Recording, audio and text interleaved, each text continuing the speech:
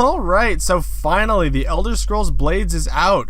I mean, granted it is just a mobile game, so I guess I can't really expect too much, but hey, it is still an Elder Scrolls game, so I'm pretty excited to see what it brings to the table. I wonder how they're gonna implement... Wait a minute, what's that sound? I swear I've heard that before. It sounds so familiar. No, it can't be! How? How is it happening again? Not again! Curse you, Todd Howard!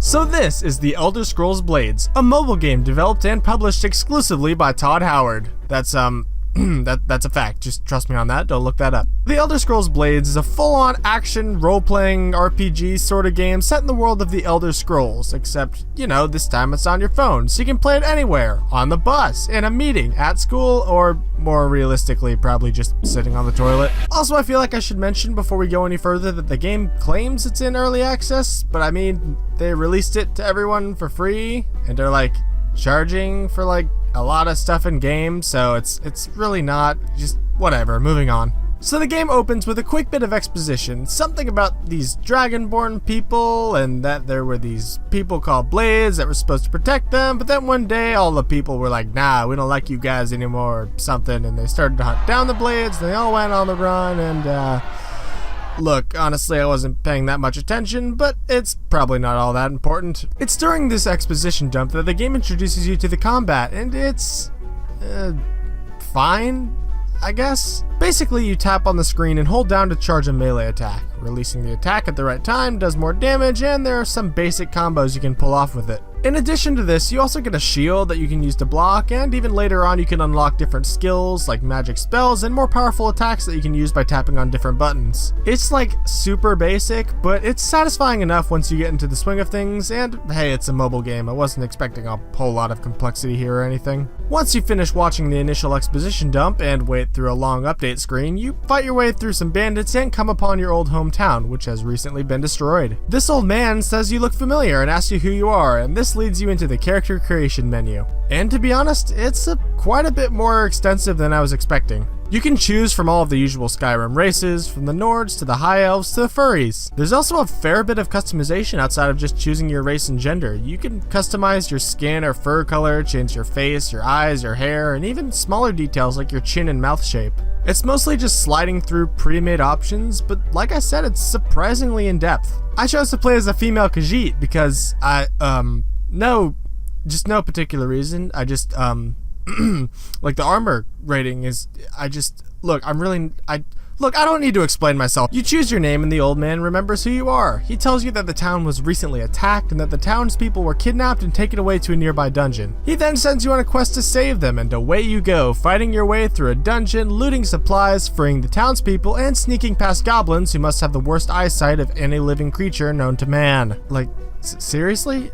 How did you not see me? It's around this time you start getting your first few loot chests, and believe me, we're getting back to that later. You manage to free the townspeople and the game starts opening up a bit more. You get to name your town, walk around it, meet some of the townspeople, do more quests, and earn materials that you use to build up your town. At this point, I feel like I should probably at least mention how the game looks graphically. For a mobile game, it looks alright. I feel like games like Infinity Blade 3 pushed the graphics technology a lot further and, in my opinion, looked a lot better, but then again, I am playing on an older phone and overall the game looks fine. You can control the game with a regular virtual joystick setup, where one side of the screen is used for moving and the other side is used for looking around, or you can just tap wherever you want to go and drag on the screen to look around. The game also lets you play in portrait mode, which is really a seemingly useless feature that I actually really appreciate. As someone who's naturally pretty self-conscious, playing games on my phone in public and landscape mode feels like flashing a giant neon sign over my head telling everyone that this nerd is playing a video game. Remember to add a voice effect on that later so it doesn't sound quite so lame. So being able to play the game holding my phone normally, even though it's a bit more difficult, is a nice touch. It's nice to know that people can just assume I'm looking at text or something maybe a bit more productive instead of just just killing hordes of goblins while role-playing as a furry. I mean, no, not a furry. It's a normal, it's just, overall, the game is, it's not fantastic, and it's certainly not up to the standard of the other Elder Scrolls games with their massive, immersive open worlds, but I really wasn't expecting it to be. It is just a mobile game, and like I said, played in short bursts, it can be a pretty fun little time waster. But, and this is a big but, this game's microtransactions are really bad. Like, really bad. Like, really.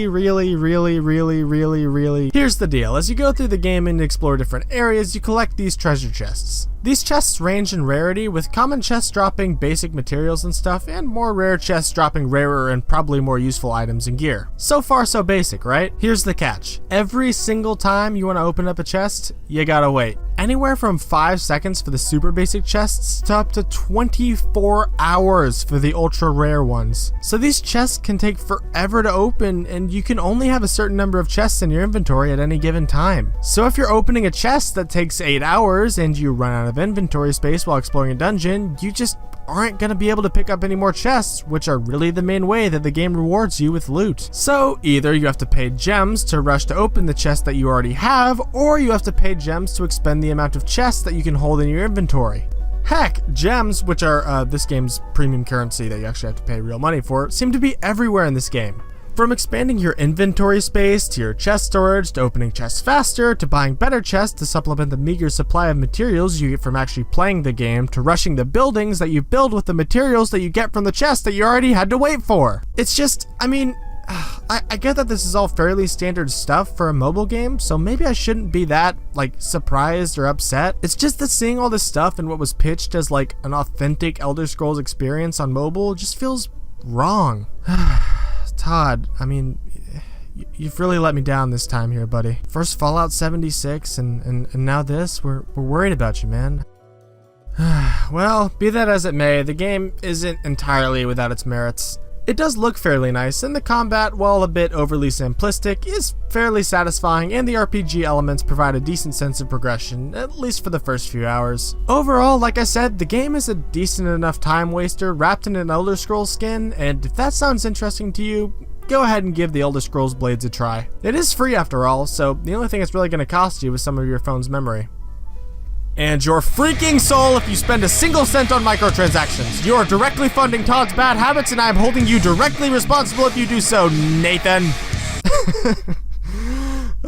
This video probably isn't gonna get, like, enough views for someone named Nathan to actually hear that. I mean, statistically, that would be pretty impressive if that actually worked out, but, I mean, hey, it was worth a shot. Okay, I'm done now. Hey everyone, thanks for watching. Hope you enjoyed the video. If you did end up liking the video, like the video. It's the like button and you liked it. That's what it's for. And if you're new to the channel, why not subscribe so you can see more of the videos that I make. I felt like I was going somewhere with that sentence, but it sort of just got away from me. Whatever. Okay, see you guys next time. Bye.